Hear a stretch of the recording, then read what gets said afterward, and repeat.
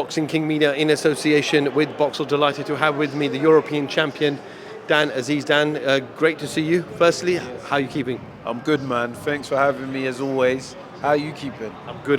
Listen, I'm going to start on a bit of a kind of sad news. We're here for a purpose. Normally, 3 weeks before a fight, fighters don't get together. Of course. But there's a reason why yourself from South London, BUATSI from South London, put everything aside. We know you both have respect, but obviously the sad passing of the young girl from last week. Just your thoughts and reaction when you hear stuff like that happens in your kind of community. Yeah, it's sad, man. First and foremost, I want to send my condolences to the family and friends of the young lady. It's becoming ridiculous now.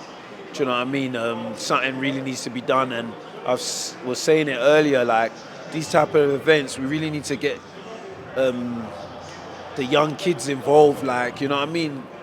Make things more of like a reality to them, like, do you know what I mean? And let them know that all that other stuff is crap, man. Is not cool. They need to know the positive stuff in life and know that, you know, someone just that lives down the road from them is headlining a show or has achieved this, and do you know what I mean? There's other things to life than, you know, what they think might be gangster or whatnot. Like, we've got a real care duty, us, the older generation, to really try and change their mindset.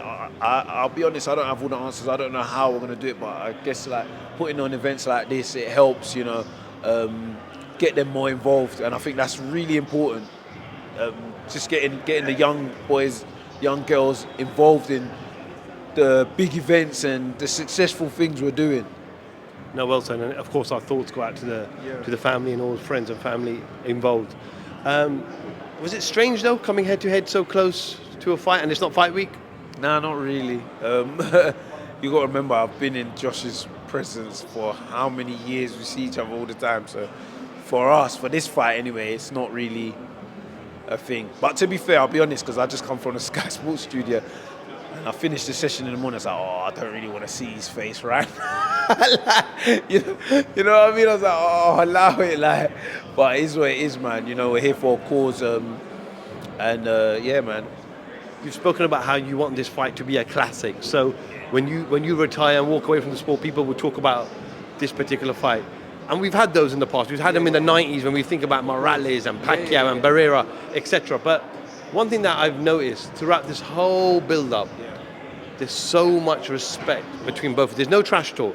I saw the face-off that you both did on the Boxer YouTube channel, and it was just constant respect for each other. Yeah, do you know why? Because I respect Josh as a, you know, coming up as an elite, when he was an elite amateur. I respect him now, but I'm just saying, I used to, like, near enough look up to him, like, do you know what I mean? And I know what it takes, the dedication, the sacrifices to get to where he got to, being an Olympian, bringing home a bronze medal. And I always aspire to be like a good boxer like him. And him, on his side, he respects the journey. Like, he remembers the first time I probably walked in the gym and sparred him, probably thought, this guy, he's so shit, like, bloody hell. But being the person he is, he not stuck by me, but, you know, helped me. He always used to spar. Anytime I asked him for rounds, he will help me, he'll be there, always giving me tips, advice. And this is why, like, in this fight, you hear him saying, yeah, Dan's not going to back down, I'm not going to back down, because we both know each other, like, do you know what I mean? He knows the type of mindset I've built over the years. I know the type of mindset he's got, so we both know each other to the extent where we just know, yeah, like, we don't even need to just talk. As soon as that bell goes, it's do or die. Serious, like, do you know what I mean? So there's no point wasting energy, screwing up face and pushing, shoving. All that's irrelevant. We both know what really matters is what happens October 21st. Well, as you said initially at the initial press conference, that he wasn't looking at you as an opponent, he was looking way above you. And what's on the line now is an ultimate chance for the winner to go on to become a world champion. Yeah. Could he overlook you because he made those comments previously? Do you know what? The fight's happening, so it doesn't really matter, you know, whether he's overlooking or whatnot. We're going to find out. But when I made my comments about him in regards to that, it's just, I know he took the more lesser of a challenge in my eyes. That's what I think. But who cares anyway? It's for me to prove that and show that I ain't. So who cares? Regardless, like even if he does think I'm lesser of a challenge, like does it really matter? Like he wants to aspire to go and fight for a world title, and so do I. So it is what it is. Final 2 questions. Only 2. Yeah, because I'm getting nudges. I'm getting looks from people around me. You know what I'm saying? No, go on. Everyone wants to go home. And they're putting me off because I'm put off this now. Anthony Yarde went on Sky Sports and he said that he'll love to fight the winner next. If you had an opportunity, a world title next or a Yarde fight next, money aside, what would you go towards?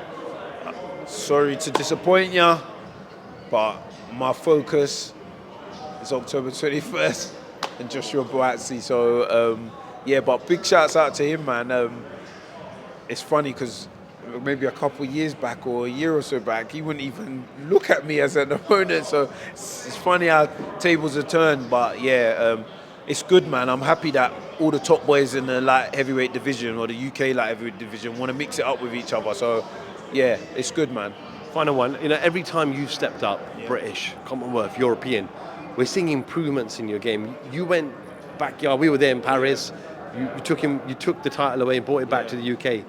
Are we going to see another level to Dan Azeez? I hope so, man. Do you know what? That's probably my biggest pressure, I'm really hard on myself and always want to improve, man. Like, and the higher the stakes are, the more I have to improve. So I guess that's a pressure in itself. But hopefully, I hope it's a new improved. I feel good. I'm on the right tracks to be successful October 21st. So hopefully you see a more improved Dan Azeez.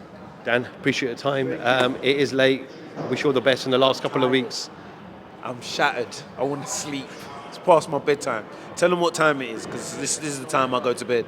8:25 and Manchester United are drawing now. Good. So, We'll see you in 3 weeks. See you in 3 weeks. Thank you so much, man. I appreciate it.